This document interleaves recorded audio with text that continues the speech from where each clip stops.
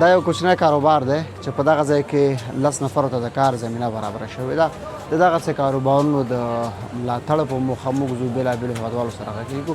دا یو کوچنی دوکان نه دی بلکې دا د هیلو یو ستر ځای دی، یو ستر مرکز دی چې په دې ځای کې 10 نفرو ته د کار زمینه برابره شوې ده.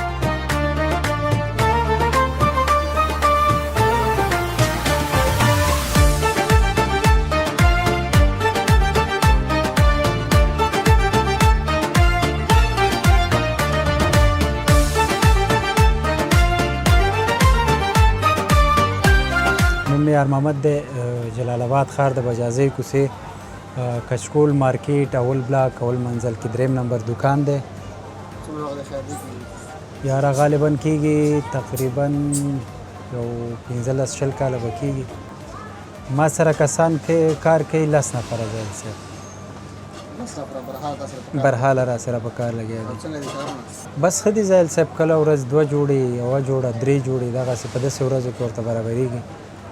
دغسې واسکټونه 2-3 دانې برابرېږي کارګر ته د ورځې.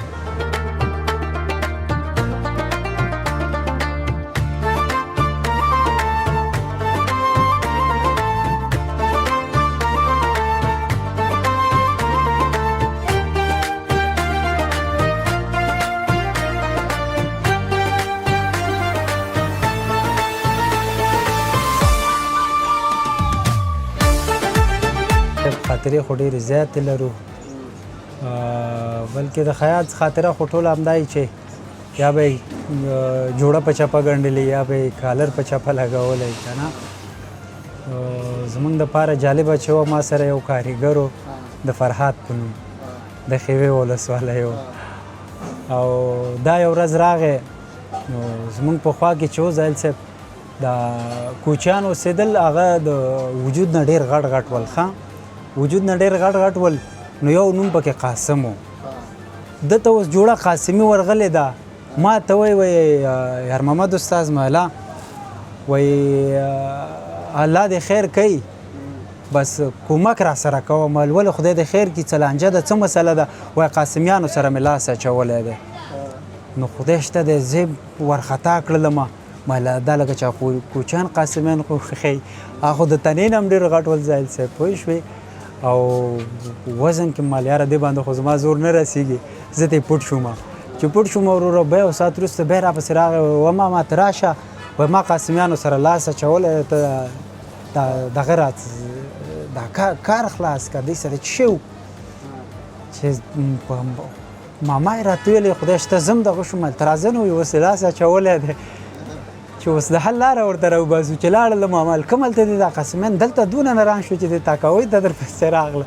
وایي نه ماما وایي قاسمي جوړه ده دا غاړه یې صحیح نشم برابرولی که نه.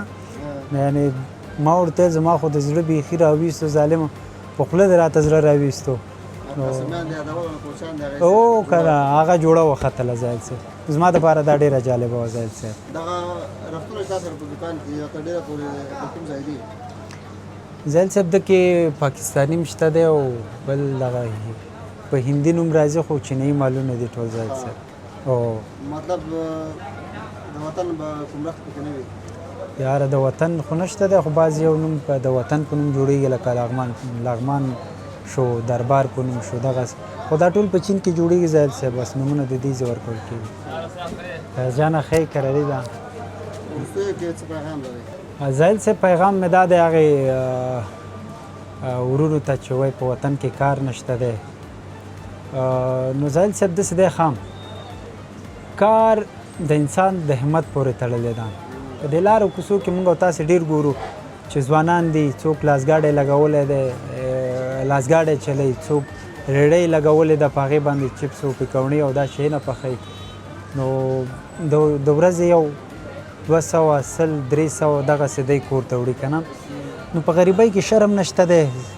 هغه ځوانان چې بیکاره دي زایل صاحب نو هغوی د کار وکړي یو ریړۍ دې ولګوي. په غریبۍ کې هېڅ شرم نشته دی ځکه ځوان چې دی بیکارۍ به دې ښکاري.